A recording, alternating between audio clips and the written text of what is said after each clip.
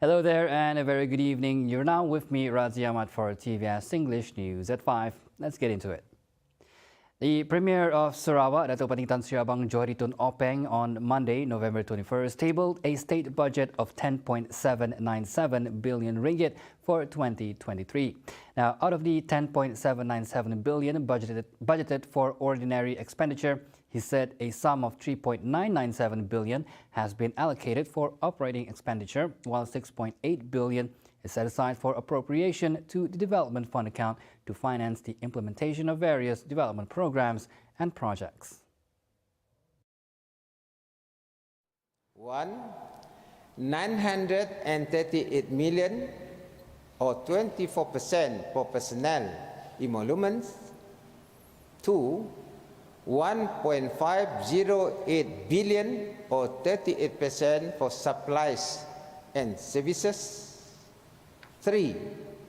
1.343 billion or 34% for grants and fixed payment, which includes operating grants to statutory bodies and local authorities, servicing of public debts, and payments of gratuities, pensions, scholarship, including financial and welfare assistances. 4. 90 million for procurement of assets, and 5. 118 million ringgit for other operating expenses. The 2023 Sarawak budget themed Sarawak First, towards an inclusive, prosperous and harmonious society, has been formulated by anchoring 5 principles. Abang Johari, who is also the Finance and New Economy Minister, said the 5 principles are developing a more robust, competitive and equitable economy, building Sarawak as a competitive and resilient state, creating a smart society underpinned by digital technologies, knowledge and innovation, continuing to foster a united, harmonious and caring society where efforts would not leave anyone behind, and continuing to plan forward for fiscal sustainability to ensure future security for children and grandchildren as well as generations to come. The state government remains committed on creating an ideal climate for investment through attractive policies and initiatives to shore up the confidence of both local and foreign investors. Now, as such, a total of 7 million ringgit has been allocated for the established Invest Sarawak, an entity to attract foreign direct investments, FDI, into the state. Now, Finance and New Economy Minister Dato' Pating Tan Sri Abang Johari Tun Openg said the entity is to spearhead new directions by driving in local and foreign investors to uplift the state's economy. In this respect, we have established Invest Sarawak to promote Sarawak globally towards attracting foreign direct investment. A sum of 7 million ringgit will be allocated to Invest Sarawak in 2023. He said this when tabling the Supply 2023 Bill 2022 at the State Legislative Assembly, sitting on Monday, November 21st. Meanwhile, on another note, the Premier also highlighted that the state will continue to provide platforms to assist young entrepreneurs to recover their businesses post-pandemic. Various initiatives will continue to be implemented under the 2023 budget that ensure business continuity, among others, provision of soft loan, interest subsidy, financial assistance for startup, product development, capacity building, e-commerce, and promotion of marketing.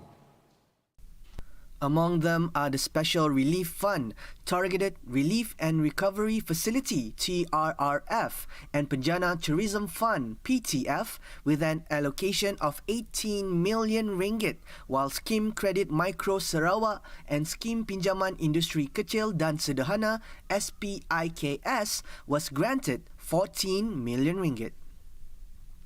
Guajuan ke arah keusahawanan, gerak, usahawan teknikal and vocational USTEVs, and transformasi usahawan Desa Sarawak will see an allocation of 7 million ringgit to assist graduates, school leavers, and rural entrepreneurs with technical skills to start and expand their businesses. The Go Digital program will be allocated 5 million ringgit to develop digital-savvy SMEs in order to assist them to market their products and services through e-commerce platforms. Sarawak is projected to collect a revenue of 11.035 billion ringgit for the year 2023, the highest ever expected revenue thus far. As such, the budget is expected to generate a surplus of 238 million ringgit, with a projected revenue of 11.035 billion ringgit and a total ordinary expenditure of 10.797 billion ringgit. Now, Premier Sarawak Datuk Panik Tan Sri Abang Johari Tun Openg revealed that the revenue derives from several major sources, including tax revenue amounting to 5.246 billion ringgit, or 48% of the total expected revenue in 2023. I am pleased to inform this August House that with the projected revenue of 11.035 billion ringgit and total ordinary expenditure of 10.797 billion ringgit, the 2023 state budget is expected to generate a surplus of 288 million ringgit. It will continue to be an expansionary budget that invests heavily in infrastructures and places the well-being of the Rakyat at its centerpiece. Tax revenue totaling 5.246 billion ringgit, or 48% of the total expected revenue in 2023, comprising the following: 1.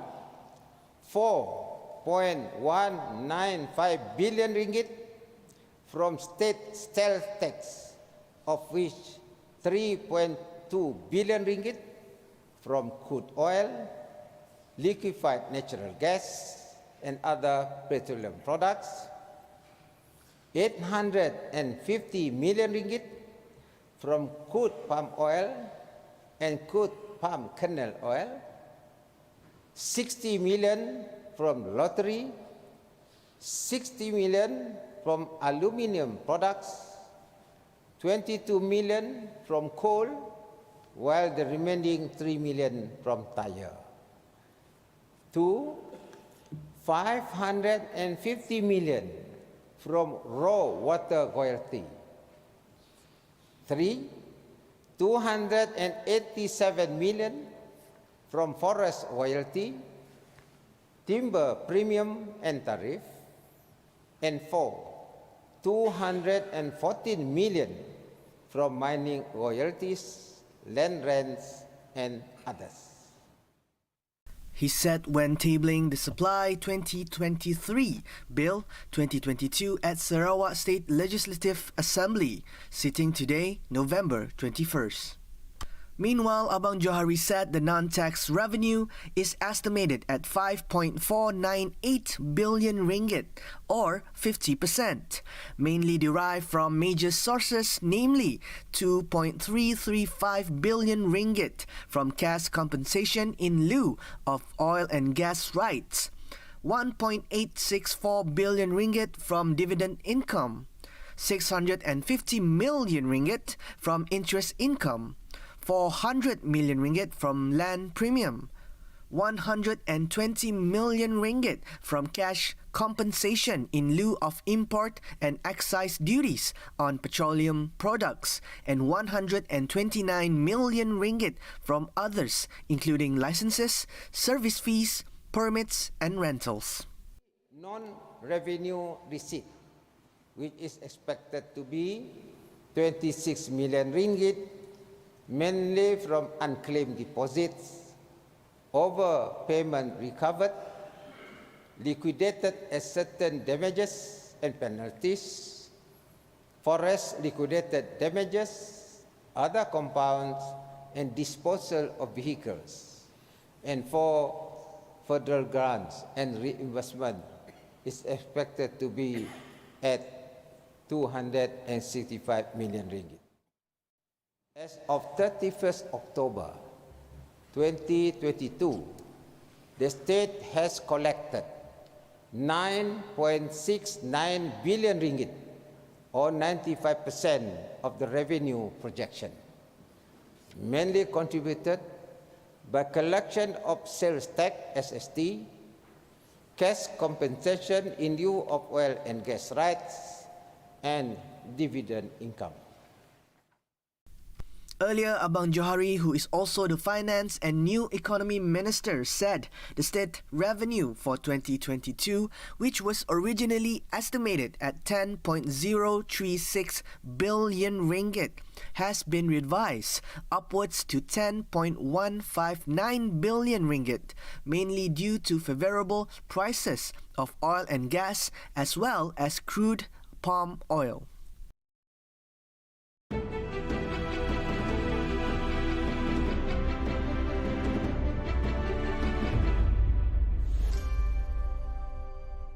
Memperkenalkan 10 peserta separuh akhir Getaran Jiwa. Siapakah di antara mereka yang bakal berentang bagi melayakkan diri ke peringkat akhir sekaligus meraih wang tunai berjumlah RM30,000?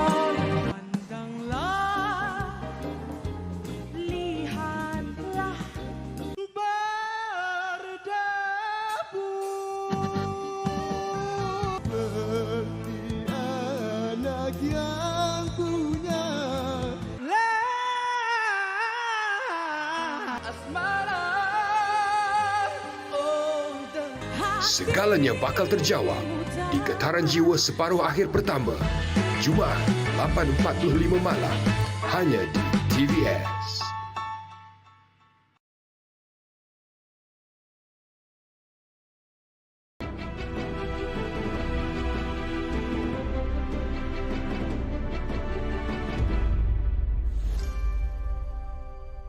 Welcome back.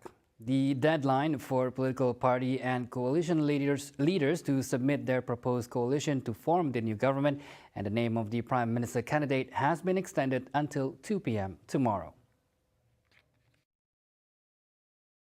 Comptroller of Istana Negara Royal Household, Dato' Sri Ahmad Fadil Samsudin, said the Yang di-Pertuan Agong Al-Sultan Abdullah Riayatuddin Al-Mustafa Billah Shah had consented to the extension of time following requests received from the leaders.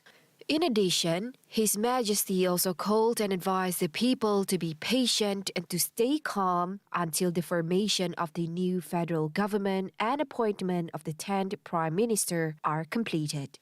Yesterday, the Yang di-Pertuan Agong decreed that all party and coalition leaders that won the most seat in the GA15 to inform Istana Negara about the new coalition they have agreed upon to form the new government, as well as the name of their Prime Minister candidate before 2 p.m. today. The GE15 on Saturday ended with no party obtaining a simple majority of 112 seats in a 222-seat parliament to form the new government. Pakatan Harapan obtained 82 seats, followed by Perikatan Nasional 73, Barisan Nasional 30, Gabungan Parti Sarawak 22, Gabungan Rakyat Sarawak 6, and Warisan 3. Meanwhile, Parti Kesejahteraan Demokratik Masyarakat KDM and Parti Bangsa Malaysia PBM secured 1 seat each, while the Independents 2.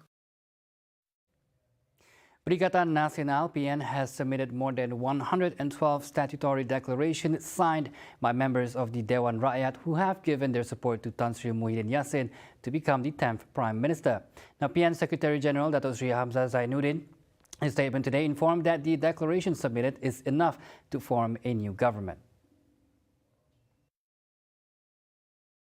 Previously, the Yang di-Pertuan Agong decreed that all party leaders and leaders of political blocs that won the most seats in the GE15 inform Istana Negara regarding the new government as well as the name of the Prime Minister candidate before 2 p.m. today. However, Al-Sultan Abdullah agreed to extend the deadline to tomorrow's 2 p.m. following the request of coalitions and party leaders. In the recently concluded election, Pakatan Harapan obtained 82 parliamentary seats, followed by Perikatan Nasional with 73 and Barisan Nasional with 30. Any party or coalition needs to obtain a majority of 112 seats to form the new government. Well, that's it for TVS News at 5. Thank you for watching.